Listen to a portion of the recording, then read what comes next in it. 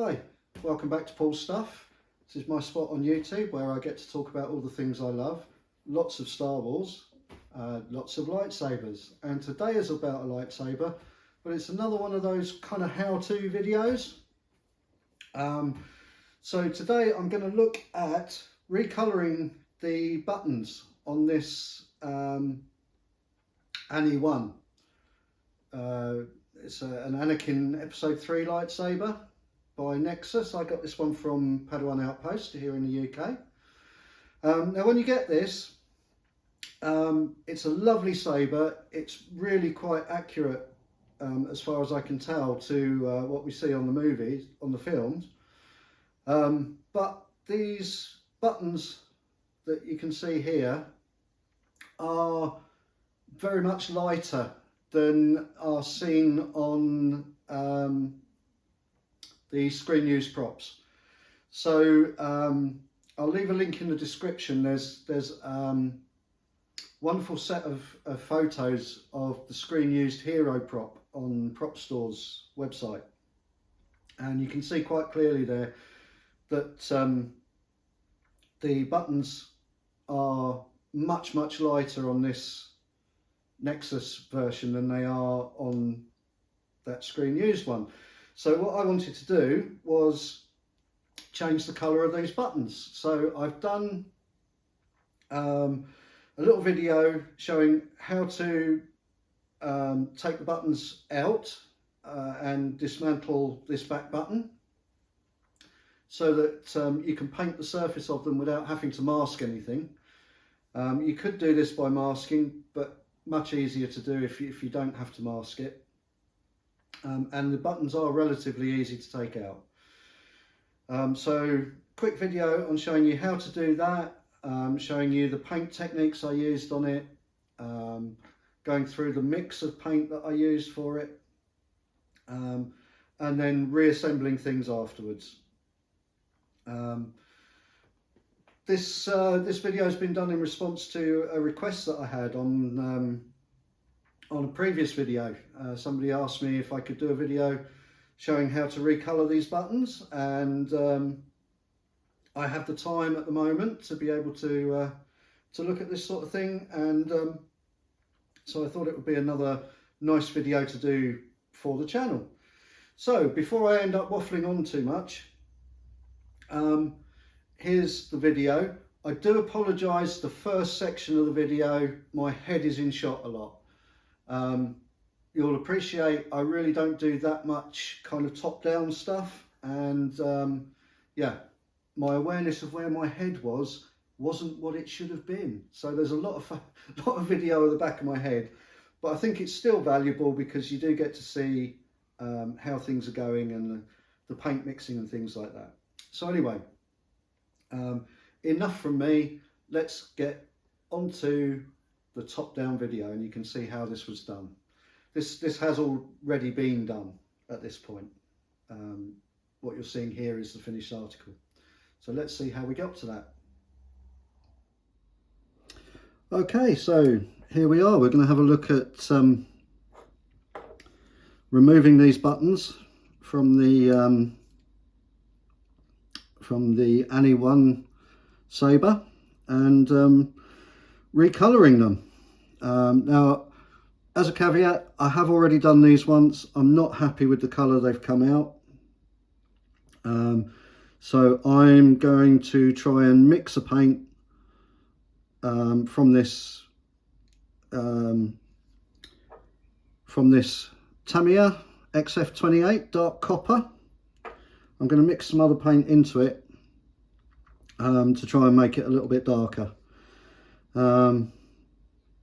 Not sure quite which paint I'm going to go for yet, and it doesn't need much. It just needs a little bit just to darken it down. So I have been through all this process once before, but we'll take a look at how we get to do the paint effect, do the paint on them.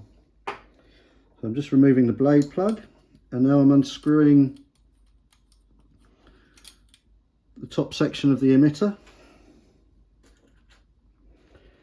I'm going to use the Allen key that came with it. It's got that lovely right angle on it. If you go down into the saber, you'll feel that eventually you'll feel there's a hole in it, and if you push on the back of that hole, that button will just pop out. So it's held in with a piece of double-sided. I'm going to leave the double-sided on it because that's handy to stick it to something in order that that I can paint it. So it's got a couple of little marks in it which I'm hoping will come out in the paint. I'm just going to give those a little rub over. I'm doing this for a second time, so this is a little bit soft at the moment. Probably should leave it longer to dry before handling it and things, but yeah. So just going to remove those little marks that I've just put into the clear coat that was on here. So the reason we're doing this is because the colour of the original ones is quite a bit lighter than what we see on the screen used one. Some excellent photos on the prop store that show the original saber, which was auctioned off by them a little while ago now. So next we're going to unscrew the other button, and inside of this button we're going to see that there's a little spring clip, and somehow we've got to manipulate that that little spring clip out by lifting it out. Now I'm hoping that this one's going to come a little bit easier this time than it did last time, because I've already played with it. But basically you've got to try and hook out, get something behind this little clip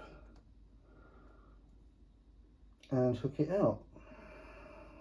There it goes.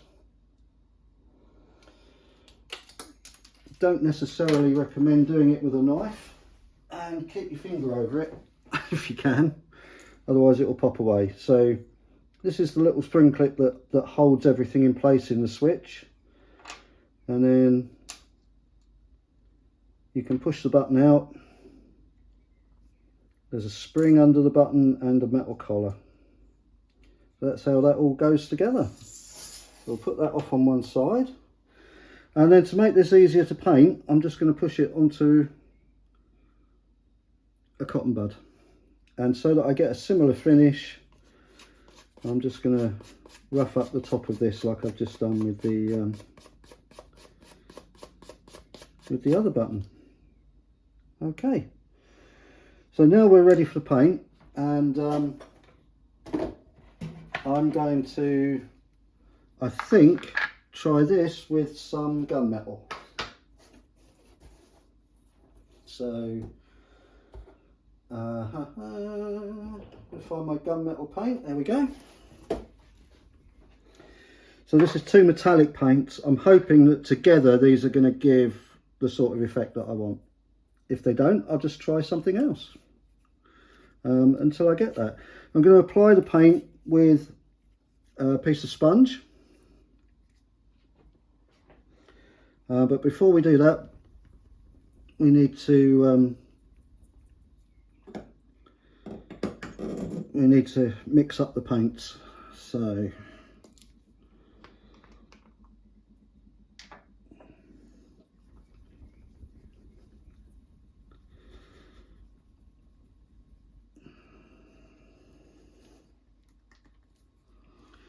this one's going to be stubborn to open. There we go.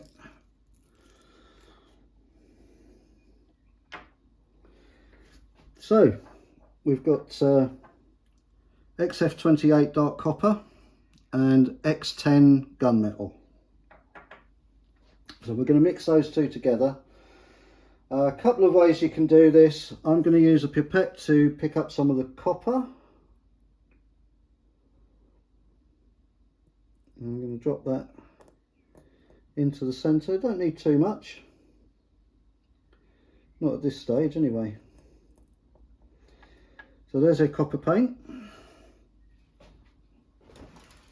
I will sort out that pipette later. And then I'm going to use a small brush just to get a small amount of the gunmetal, and I'm going to mix that in to hopefully make a darker copper colour.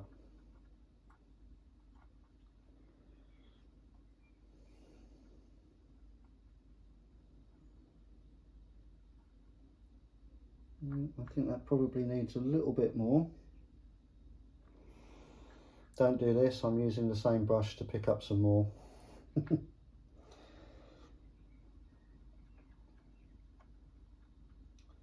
The danger with this is that as you put more of this dark in, you're going to change the colour, make the copper colour-y go away. So I think what I might do with that is put in a little bit of another colour called Hull Red. That's XF9. Just to bring that copper colour back a little bit.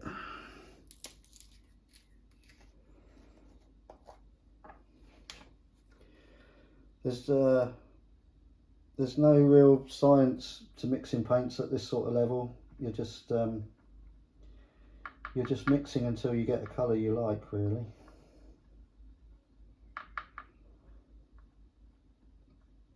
Let's get in there. Go a little bit more of the Hull Red, I think.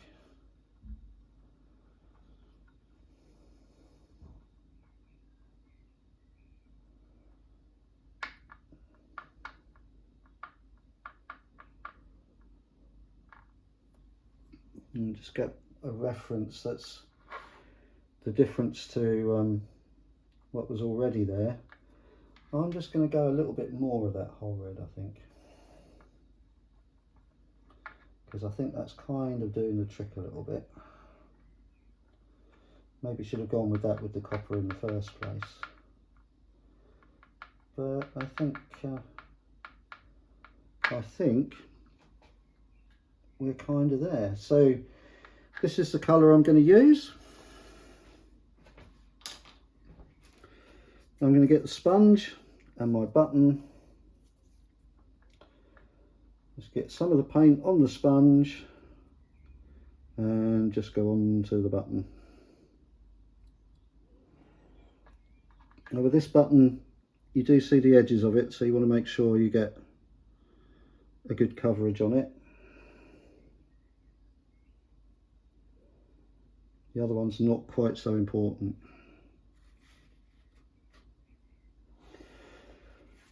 Okay, so if we can see the difference in colour there, hopefully. I'm not sure if that's showing up on camera or not, but this is a lot darker now.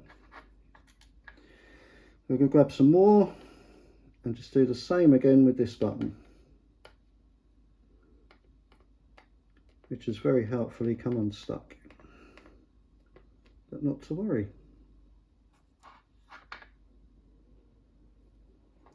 This one's not so critical to get the sides. It's great if you can. I'm going to struggle with this now because it's not fixed down anymore. We'll get some on the sides as well. Not so critical with this button because it sits down right down into its socket. Okay, so that's the colour change done.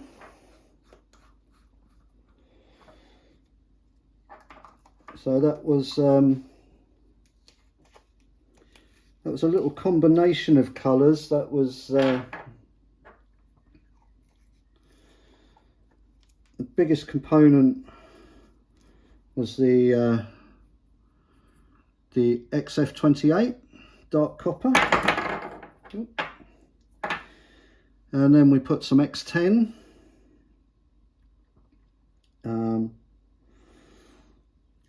Gunmetal. And some XF9 whole red. And this is the colour we've ended up with, which I'm happier with. There we go. You can see that it's a lot darker than it was before, and much darker than the original colour. So that's all good. The next stage, once that is dry, is to put on some clear coat. I'm going to use a gloss clear coat because I want these buttons to be glossy. TS13 Tamiya clear colour for plastics. It's fine over the top of this paint, and although these pieces are both metal, I think this one's aluminium, this one's brass, it'll be absolutely fine on them because of the paint we've used. So yeah, that'll be the next stage, but we need to wait for this to dry first.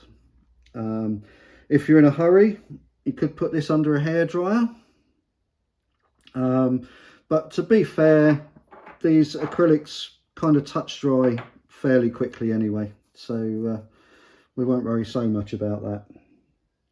But I'm happier with that colour now, and I think I've got, if you look at the originals, they've got like there's a very mottled effect in them, almost like a marbly effect in them, and I think I've managed to get some of that too. So providing the clear coat goes on okay, we're kind of there with this paint now, I think. As I said, it's not always the first time that things go right. This, I'd already painted them before with just the dark copper coloured paint, and yeah, didn't seem to be dark enough for me. So I've gone a little bit darker again with these this time. Hopefully you can see those colours there. If you look at the end of this one, you can see the original colour on the back of the button. We're not worried about that because that's actually inside the button. You can see the top now is very much darker, but it's still that sort of coppery colour, coppery bronzy colour. Okay, so that's it for now.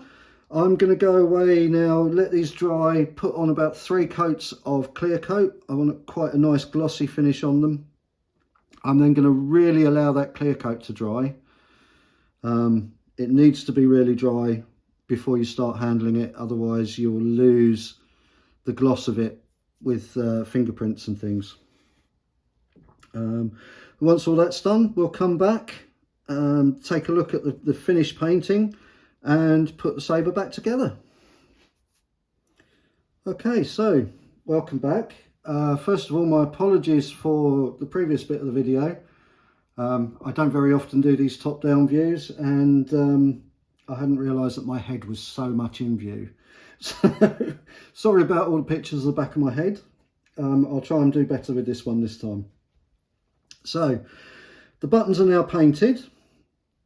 They've had 2 coats of TS13 clear Tamiya matte modelling spray. Not matte, clear gloss modelling spray. Give them a nice sort of glossy finish. And now we've got to reassemble them, or reassemble the small button and reseat them back into the saber. So I'm going to do the small button first. So if you remember, this fits into this collar, and then there's a spring and another collar that go on the back of it. So I'm just dropping the button in, and then this spring and the button go in like that. Now this is spring loaded, so this bit can be a bit fiddly. So then we've got to get this little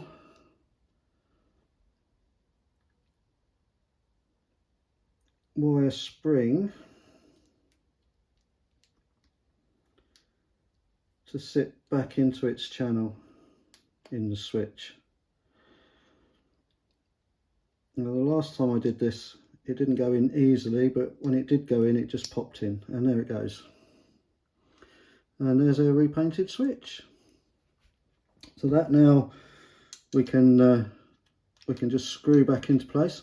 One thing I have noticed, if you find after you've done this that this button is wobbling about, it's probably because these two screws are not done up enough. If you tighten those up, then the button won't wobble. There we go. That's the first one in. This second one is just held in place with some double-sided tape. I'm just going to take the old tape off to put some fresh on. Actually, what I'm going to use is not tape. It's what I'll be using for this is one of these, which are little self-adhesive pads. I use these to hold clamp cards on and that sort of thing. So we're just going to pop one of those on. And I'm just going to grab scalpel because that will be easier to remove backing paper with, I think. There we go. Now this, when it goes back in, you'll see on this part it has two scallops, and they are there to sit over the screws in the piece that is on the saber. So just line those up so that it sits over those, push it back into place, and the job's done. And I'm much happier with that as a colour, I think, now. So what I'll do now, I'll go and take some still photos of this so that you can get some close-up views of what's been done with that. I might even wipe my fingerprints off it first. And yeah, then we'll just do a final bit of video just to tie all this up, and yeah, okay. So that's recolouring the buttons on this Anakin EP.3 Anakin lightsaber. I think I'm much happier with that colour now. I've maybe gone a little bit too dark, but I think that's better than it was before, which is always the aim. Once again, this was to try and make this a little bit more accurate to what we see on screen. To be fair, you don't really see these buttons on the screen much to be able to see what colour they are. This is more to do with matching this to the screen use props that are around and have been photographed. So that's what we'll be doing there. The only other thing I may do is, I've forgotten to put the emitter back on, haven't I? So we'll screw that emitter section back on the top. That just screws on. Normal screw threads. We'll put the blade plug in, and the only other thing I may do, on the screen used one, this screw looks to be flush, so what I might do is get a slightly bigger, see if I've got a slightly bigger retention screw, so that when it's in and done up against either the blade plug or a blade, it looks like it's flush with the surface. But other than that, I think I'm going to call this one done. Not going to do any weathering on this one. If you have a look at the pictures of the original hero prop on Prop Store, I think they've got several different versions of this saber on there. But there's one particular one that is noted as being the hero prop. It's actually a resin casting that has then been metallized to a chrome finish. and it, even after filming, looks pristine. So that was clearly the look they were going for. They weren't going for a weathered look during the prequels so much. So yeah, that's the coloured buttons done. Let's finish up this video.